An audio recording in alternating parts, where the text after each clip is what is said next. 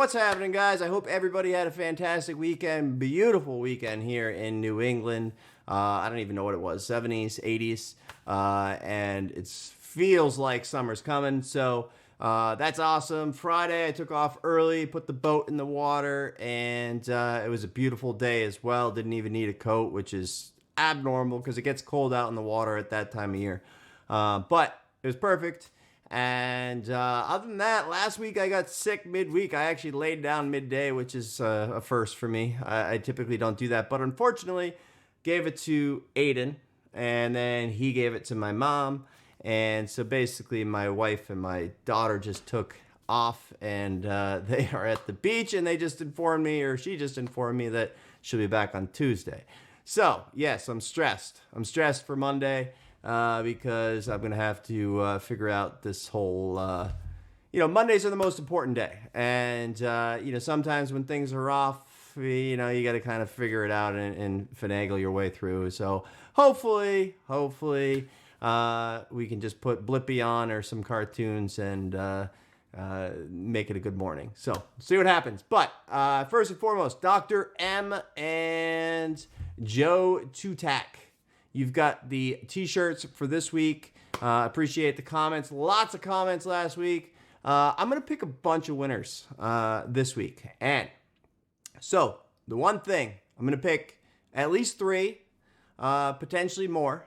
But I'm going to pick 1 from YouTube comment section. I'm going to pick 1 from somebody that retweets my scan tweet. And I'm going to pick 1 from somebody that likes my scan tweet. So that's all you got to do. 3 ways to get the t-shirts. And also we will be giving away Icon Meals. Eat Well on next Sunday. So lots of chances to win. Let's get right into it. Hopefully, if you're in the room, you checked out the new beta version of the High Day, Low Day top hits, for lack of a better name. I think we need to name all of these scanners that we've been creating, but hopefully you guys have checked it out. For those of you guys that are not in the room, I know most people from the outside think that it's just Nate in a chat room, but it's not. It's a community. We have a ton of traders, different styles of traders, great news people, and most importantly, the best thing that we've had recently is this new high day, low day list, but even better is the bottom of that, and it has these little boxes that pop up, and when things go crazy on the high day, the lower day have some crazy type of move that you should know about, they're there lighting up and verbally saying their ticker. So huge feature. And so personally, I like the high day, the lower day list on mute, and then I have this new high day, lower day top hits on, blaring, so that I can hear everything and see everything. And if it's a stock that I'm familiar with, I check it out. If not, I still check it out. Is there a trade there? Is there not? So it's always looking for opportunity. But hopefully you guys have checked it out. At some point, maybe we do something to showcase for all those that are not in the room. However, at this time, you got to check it out. All right. So I did not... I guess the reason why I told you about the story about myself getting sick, my son getting sick, my mom getting sick, is I did not do the promised video about Top yet. So I will get to that, but I just literally ran out of time. And it's actually 9:30 p.m. on Saturday right now when I'm doing Sunday video, just because I know by the time my son takes his nap tomorrow, it's going to be too late to get it over to my video guy. So we're making it work here. Anyway, we did spend a lot of the 8:50 a.m. broadcast, at least like 3 of the days last week, really diving into situations such as Top, such as AKAN, which I'll get into a little bit later, but talking about that clear out move, talking about how you can position accordingly, and then another good talk about just staying away from some of these thin names. And you could absolutely nail it, but the risk associated with it, sometimes it's just not worth it, and I'll get into that as well. fantastic action on Friday. The idea that I tweeted pre-market for you guys to see was that I thought WAL and PACW were just going to go nuts. I thought they were going to squeeze into the weekend. I thought that there was a lot of uncertainty on Thursday. We got that WAL headline that ended up turning out to be false. That was put out by, I don't know, Trade on the Wall. Nope. Fly on the Wall. See, it's 9:30. My head's not working. Trade on the Fly used to be Michelle's swing service before she retired. But anyway, that headline went all over the place. And stock went down to 11s. I got long. Typically, I do not like to go long regionals, but we talked about it. And if I go long, I'm treating it like an option. I am okay with losing 50% on that thing. Just like you take a SPY option, which, you know, I do at times before I leave the desk, and sometimes I win, sometimes I lose. But point is that if you do take that SPY option, you know that there's a good chance there's a lot of decay. You know there's a good chance it could just crunch 30%, 50% real fast, right? And you're okay with that risk. So take that concept and apply it to the regionals. And as long as you're okay knowing that that is a potential, then size accordingly. And so anyway, I took Wall long, and like I had written, I felt like regardless, sure, I got lucky with the PR that they denied that headline was real. However, the trade thesis and the thought was that it had gone straight down, and I felt as soon as it reversed, it was going to probably go back to at least 17. Fortunately, it got up to 19 for the exit. And then obviously Friday, it just squeezed out another $10 per share. So that was really, really fantastic. Good feel. The other portion of that kind of thesis for getting long on them was because there was that resurfaced discussion of bans on, you know, shorting bank stocks. And honestly, it's a true, not necessarily a fear, but a true point. You know, who knows how are big banks pressuring these smaller banks down because they know there's a lot of fear right now. They know that if they get squashed, you know, that's it. They're out of luck, and they're going to have to be forced to sell. And there's no incentive for these big banks to bail out these other banks, right? Because they just wait, and then they go to an auction or bid or the whatever they call it. And you put in your bids by Sunday, and you know you buy stuff pennies on the dollar. So just be aware of that, and you know that could still provide a big bid if another bank goes down. My thought was, you know, the risk is what happens with PACW, right? And if PACW goes under, you know, if they end up selling for cheap, obviously that's going to put pressure on the regionals again. And that was the risk of getting long on these names. However, I think that if it were to go under, or if they were to, you know, buy it at 30 cents on the dollar or whatever it ends up being, I believe that there's a good chance that they'd have to do something as far as, you know, restricting people from shorting these things to zero, because one by one they're just going to go, you know, gone. So anyway, that was the thesis there. Worked out really, really, really well. Technically, if I did it again, I'd probably just go all in, go on the boat, sell at the close. Not quite. But anyway, MBTX, another wild one. That is a perfect example of a stock that I like to ignore. And the reason for that is because how do you get edge, right? You had this huge move, goes back, consolidates all day, sideways for an hour, 2 hours. What's your edge, right? You need to see it go one way or the other. And actually, we had huge slam, and then consolidated, flatline for another while, and then took off again and squeezed. So it caught shorts, it caught longs, it caught shorts again, it caught long again. And you know, it was a very tough trade, in my opinion, if you try to figure it out, especially with any size, because the moves literally happened in 2 candles, you know, and there wasn't really much you could do. So, Probably happy I was off desk. But top, not that MBTX was pretty hard to borrow. I think I located like 4,000 shares or something. There wasn't much inventory. But anyway, top absolutely perfect. It was just a massive transfer of wealth, and so the last week was really, really good. And I think it's important to understand why last week was so good, and so many opportunities and less headaches. And the reason is because of top, right? And it took a lot of players out of the market. It took a lot of shorts out of the market. It scared a lot of shorts out of the market, right? And so they either are trading smaller, they're scared to short, they're avoiding short, they're gaining their confidence back. But what does that mean? It means that all these trades last week were not crowded, right? When everybody's everybody's doing the same thing, everybody's hammering short here, there, everywhere.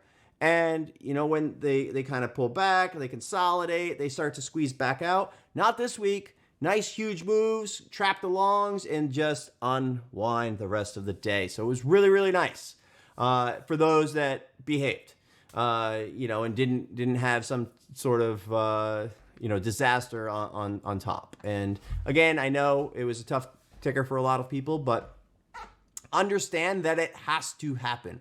If you haven't had a max stop on after however many 100 times I've said that you should, maybe you have it on now. If you don't, then, good luck. But that's one of the things. And then just understanding that when everybody does the same thing and everybody's on the same page and it's not doing what everybody expects, it's going to unravel the other way even faster. And you have to be aware of that, right? And so what I was talking about with BAOS, BAOS, and some of these other thin names, even HCDI, I think it was, and a few others, it's great. It's great opportunities, but when you actually think about it and it starts to go, right, you might make $2 or $3 of downside, but there is that true, real risk of a potential $10, $20, $30, right? And BAOS was a perfect example of that. Ramped up to 9 or 10, came back down. No, it went up about 12.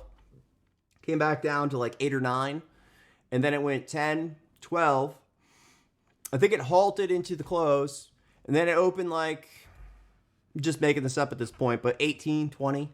Consolidated 25, went all the way up to 40, right? So now you shorted, let's just say hypothetically, at 9 because, it made sense. It should go right back to 3 where it came from. Let's just call it 5. You were looking for $3, $4 per share, and then it skips up $3, $4 a share, goes up 10, goes up 10. So you just literally had a $2 to $4 reward for a risk of $10, $20, or $30 per share. And there's a high chance that you're right? There's a good chance that you're probably going to make money on a situation like that, but it's the one that catches, and you don't know which one it is. That one happened to do it. So now you were trying, let's just say it was 1,000 shares. You were trying to make 2,000 to 4,000 shares, and you just lost 30K because you didn't want to blow up, right? So, and there's a ton of other names that did go up and came right back down.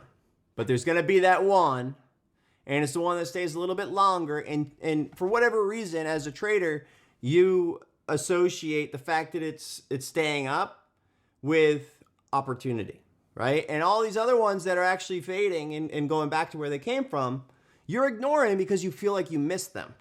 But they're actually performing in the manner that you want to see and what you expected and what you want to be part of. But instead, your mind wants you to focus on this one that has convinced you it's going to have more opportunity because it's still up there and it hasn't broke down yet. And because of that, you get involved and it ends up being the strongest one. So remind yourself that you want to be one with the trend, especially in thin situations.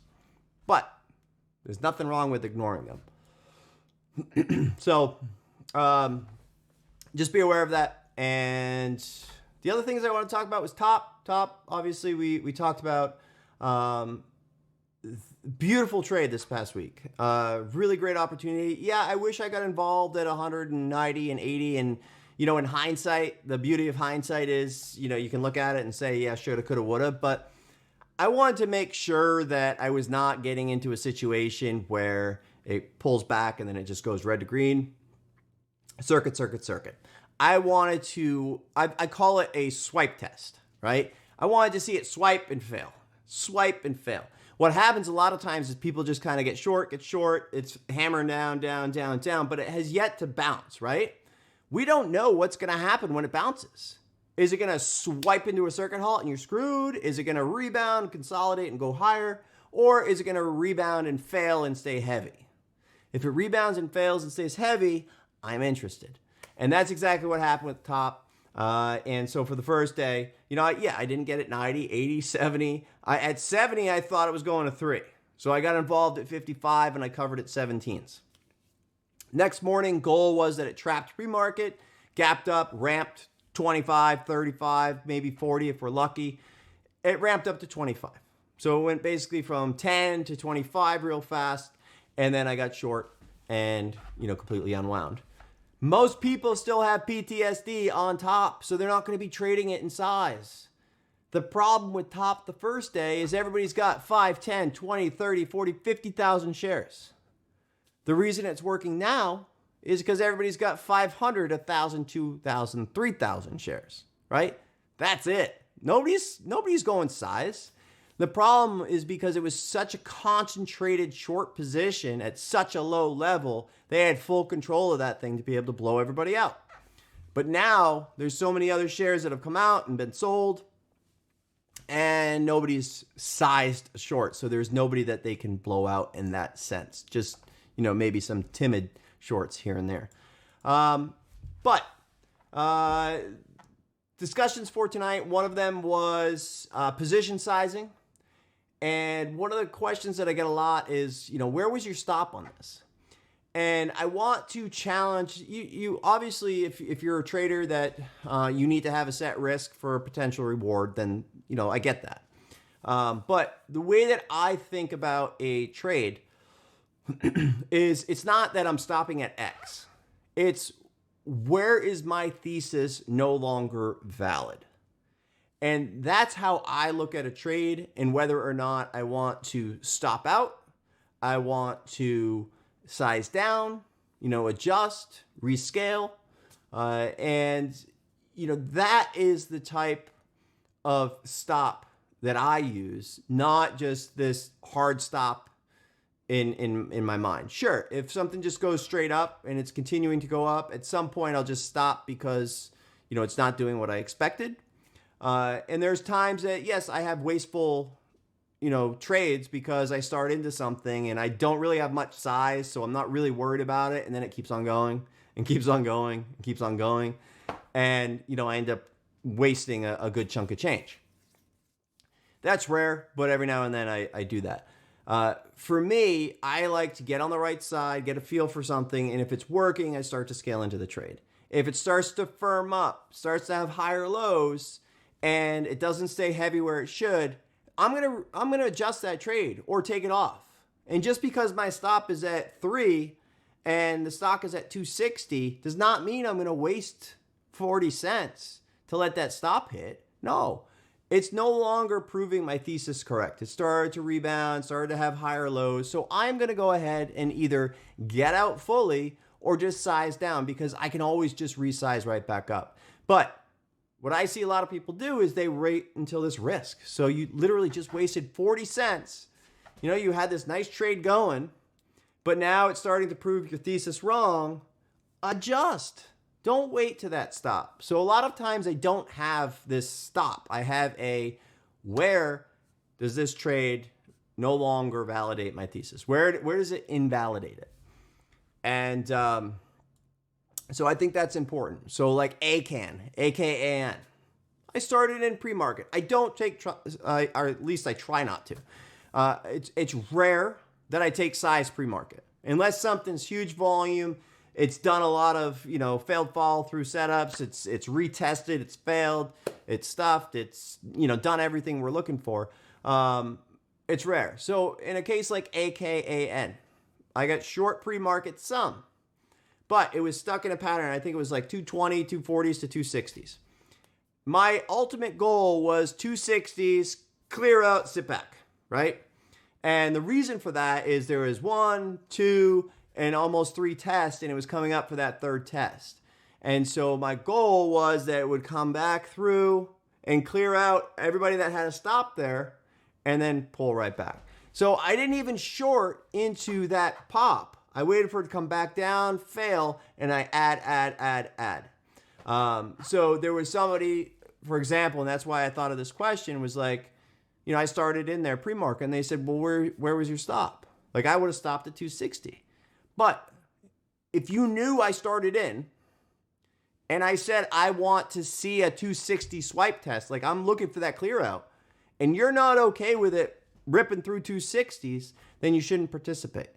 And if you do want to get in there, because sometimes it's not ever going to test, so you might want to position just in case.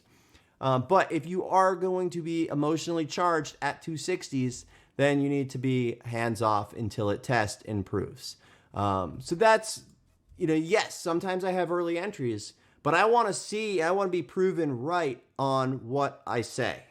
And if I'm not going to be scaling into that position. So the other notes that I had, picking spots and not sizing on front side, right? So a lot of times I always, look for some sort of big move, and then, I'm pretty good at anticipating where that top could potentially be. But the thing is that could be the top, or it could be top for that minute, right? Where it flushes down, consolidates, and starts to grind back up again. And if it is top for that 1 minute, then I use wherever that flush came, that low, as the point at which I would scale once it becomes a new top, right? So I don't want to be scaling as it's going up. I want to, if I start in, it's a starting position. I want to see it sit back, come back, and wherever that base is, I draw a line. That's my first spot that interests me. If it starts to fail to follow through, I will start to scale into the trade. But above that, that line is your warning sign. Don't scale unless it's under, right? Unless you get some sort of parabolic move and a new edge forms. Liquidity trap 101. We talked about this. SNTG was a perfect example. 100 million shares traded. Next day, 1 million shares traded. 1%. Typically, I look for 10%. I would prefer to see like 100 million down to 10 million, then the next day maybe like 2 million. And if it gets back up over the resistance, there's a good chance that there's going to be a cover coming in.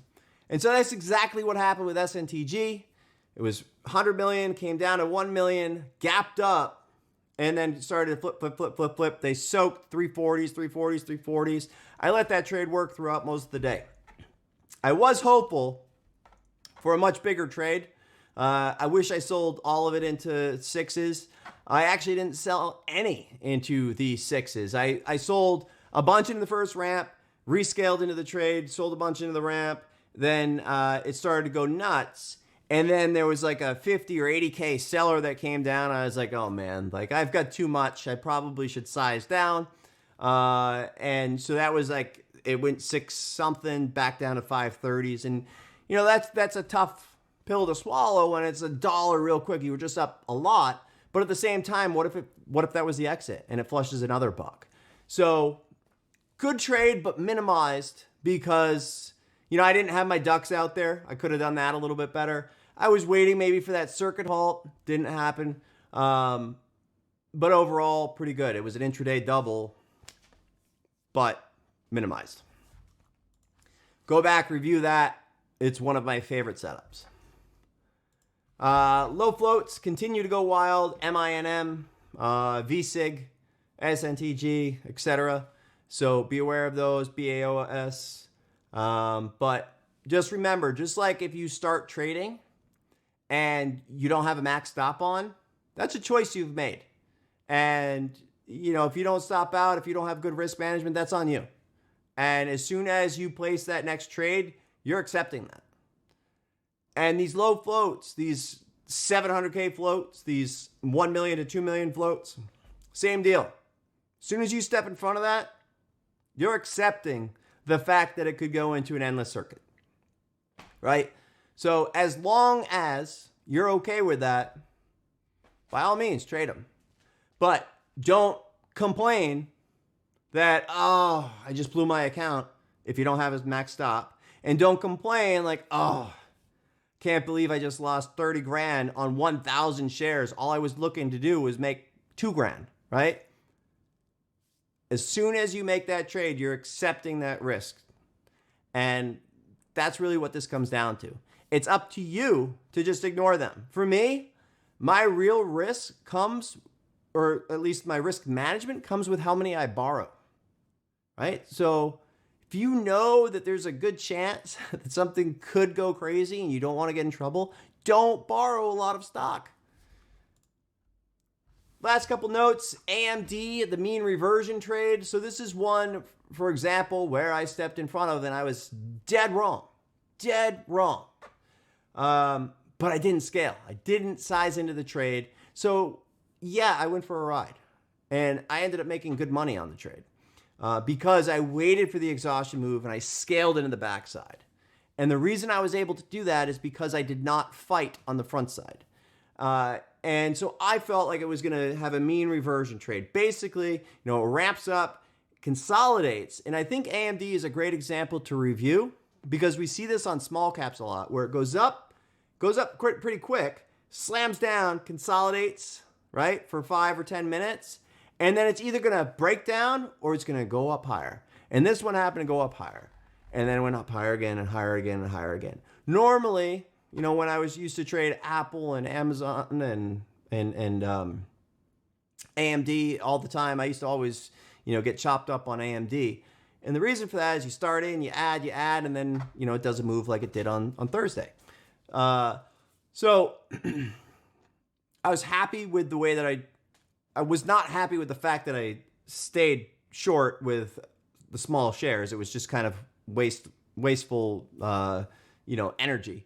But I was happy with the fact that I did not scale into the trade, and it turned into a great trade. But it's a great one to review because we see this so often where we've got this intraday trap, the squeeze out, and then mean reversion right back to where it started. And that's exactly what we had in that trade. And so I was happy to have navigated that correctly. But I think it can be applied to a lot of the small caps that are out there. And that was it. So let's get right into the scan for the week ahead. Again,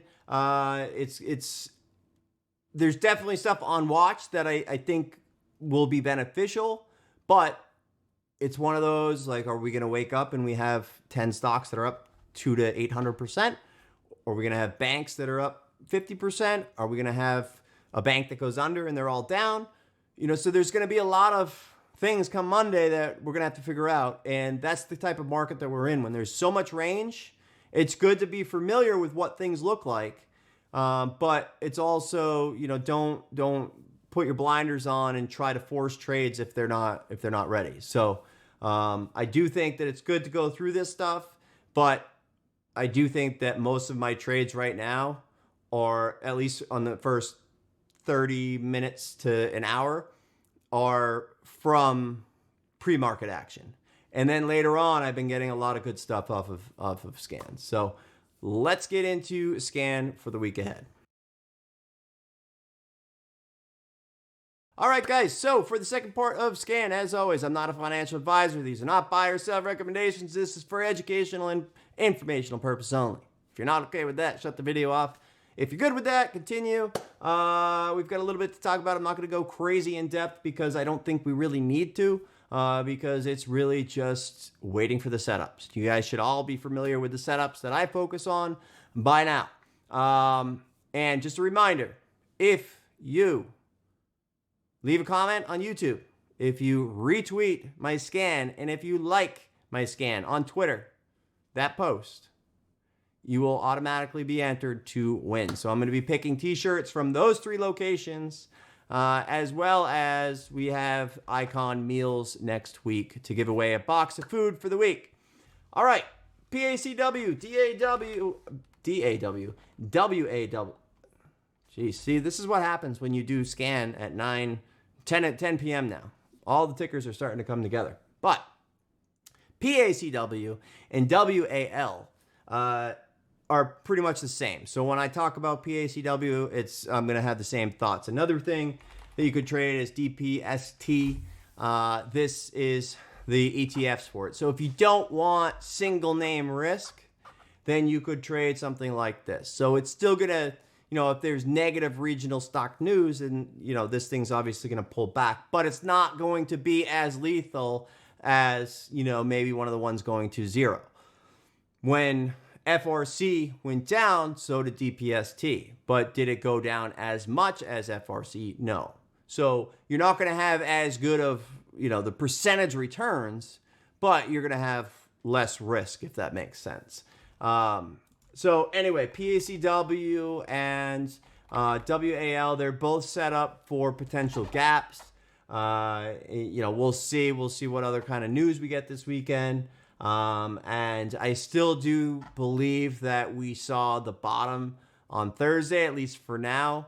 That was my thoughts on Thursday night scan and for Friday. And that's why I felt like we were going to have a big rebound.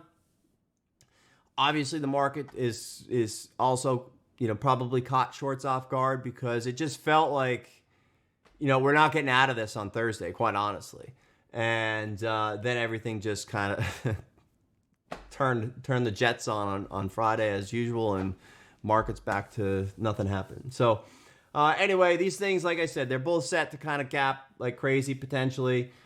Steady bid, steady short cover. I still do think that if one goes under, that could be another buying opportunity, because I do think that at some point they're going to have to step in to prevent, another 50 or 100 of these things from going out. So we'll see what happens. But while we have the volume and while we have the range, I'll be trading them. But that said, if I'm going to trade size, I'm going to spread it out. I'm not going crazy size on one particular name. I just don't think that it's worth it. As you saw, something like WAL, you get one headline that's fake, it goes to 11, and then it's, 20, right? So you get on the wrong side of these things, it's not going to be fun. So watch your sizes, just as if you were trading some, low float, crap name that's going into circuit holds. IVRX, really nice breakout. This was actually a long idea. Screwed that one up for sure. The long idea was right here, and the levels that we talked about, I think it was this one, 2015. So once it broke under that, all those wicks, and we had talked about that as a potential swing trade. Yeah, I didn't hold it. I had it for like a couple days. So I can't take a victory lap there. But hopefully some of you guys did. But anyway, they've got a catalyst. I forget the date, but it seems like a little bit too early of a run-up. I don't think that it can maintain into that date. But at any rate, held extremely well. I think, you've got options here. You've got, there's a good chance that maybe option players are bent on this thing, but definitely shorts are. It had a nice squeeze up. I was interested in the parabolic move, and then this pullback started to firm back up, so I went ahead and stopped out, and that's at the point when I left for the day. So I saw that it went to 6, and that would have been a fantastic trade if I was on desk. I love trading the whole and $half marks, especially in a situation like this. But I do think I probably would have rescaled in and then probably covered, for flat the rest of the day anyway. So higher the better. Just because it's up does not mean that I'm, head over heels looking for a short or super biased. I'm just waiting for that setup. And that setup is either a gap up parabolic move or fail to fall through versus the VWAP level and potential unwind.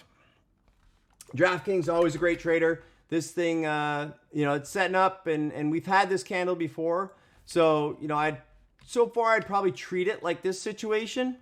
If we had a big gap up and then it ramped out of the gate, I do think that it would possibly fade back. But we'll see what happens. They did do a huge trap off the open, so I do think that they caught shorts off guard. I think they flushed out basically the longs that might have been price sensitive, meaning any move, they're just, they sell right out kind of thing. And if you made it past this action, then you probably are not going to freak out if it pulls back 50 cents. But I'd be prepared for both. This is the type that if we had a little bit of a weak open, could consolidate and head to 26. Or if it has a strong open and it, opens up over 25 30s or something, I could see it kind of pushing a little bit and then fading back to where it is now. So that's what I'd be prepared for on those. Next section is failed follow through. Obviously, top is still a watch for me. I would love to get a good push. I think that there is the potential to get a little squeeze in a little while. I think that once people start to get retrained, like this is an easy fade, that's when they're like, okay, go ahead, short it, and then make them pay. Get a circuit halt or two, and then look for that failed follow through action. But this is definitely one that can continue to pay. Just make sure you have risk in mind if it starts to firm up, and there is a good chance it's going to market at this point down this level. If they drive it down into the singles, it's going to have a market for a little while. It didn't have a market before. It was literally a big transfer of wealth. People got caught in the 7 to 10 range, 6 to 10 range. They got caught in the 15 range, and then all of a sudden it's $100. All those shorts are coming out, and then there's no real market because there was no real buyers. It was just forced exits. So anyway, higher the better. Failed follow through, same deal on SAI. This was a nice one. You just can't size it as much just because it's low liquidity, but higher the better. On this day, I had put it on scan because we had this kind of reject where it's rallying and then it fades off. So, the last bits of shorts get squeezed out, comes back down with sell pressure. So any strength the next day, I was looking for a fade, and same sort of situation. It's similar to like what I'd be looking for on GFI at this point, or things like that. GDC probably could be another example of that, where you want it to kind of push low volume, get people interested again, buying the dip. That's what they did with top, right? So when top came out of the open over here, everybody's like, here we go again. We're going to the moon. And then they start to buy the dip, buy the dip, buy the dip, buy the dip. And they just created this liquidity, right? If they didn't do that big push, they probably wouldn't have been able to sell as much. It probably would have just gone to 5 or 7. But because maybe they spent a little bit of money, shoved it into a circuit halt, shoved it into another one, maybe that only cost them a couple $100,000, but then they could sell millions, right? So it's worth it for them to kind of create that liquidity. Then last but not least, PLSE rather. Again, it's the only problem here is the volume, right? So I'd be watching pops versus that 8 level and potential, fade back to sort of where it came from into the mid 6s or low 6s.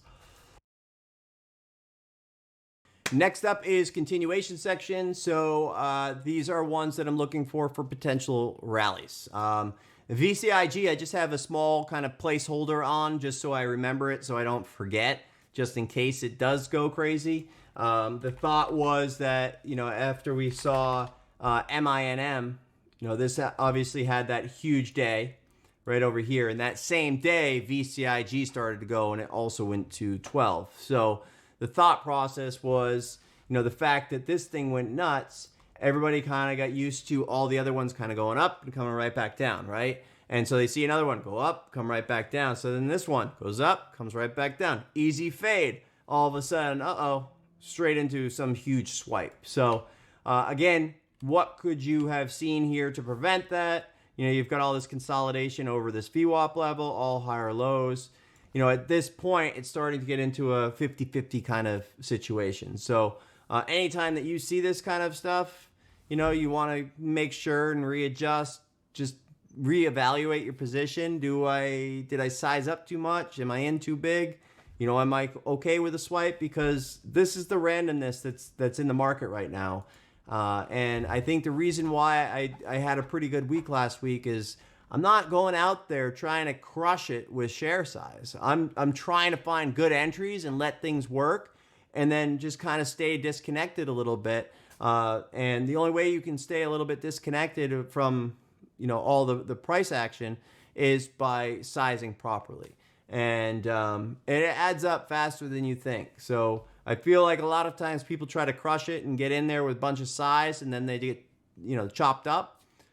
Just try a little bit less size, bigger picture, more macro idea, and see how your day goes. But back to this, you know, it's nothing that I'm crazy excited about. It's just if they choose to go back to it, and if shorts come in early, then we have a potential of that same kind of situation that we saw on MINM again.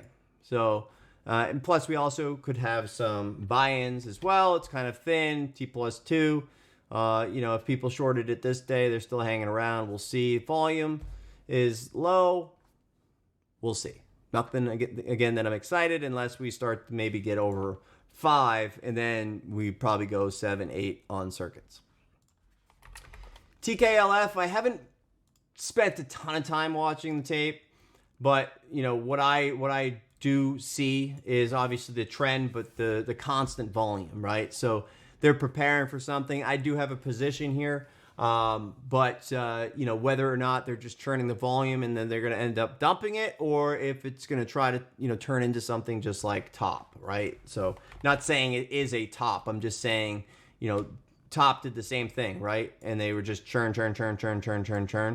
And you know, part of the video that I wanted to discuss too, by the way, was, you know, related to this kind of churn, and the fact that I actually think that there was probably a lot of shorts actually already involved, just because of the prior price action and all these kind of traps. So eventually I'll get to that video and we'll discuss it in depth. But the other two that I have on watch, Hook, really nice breakout, and hopefully it continues to go.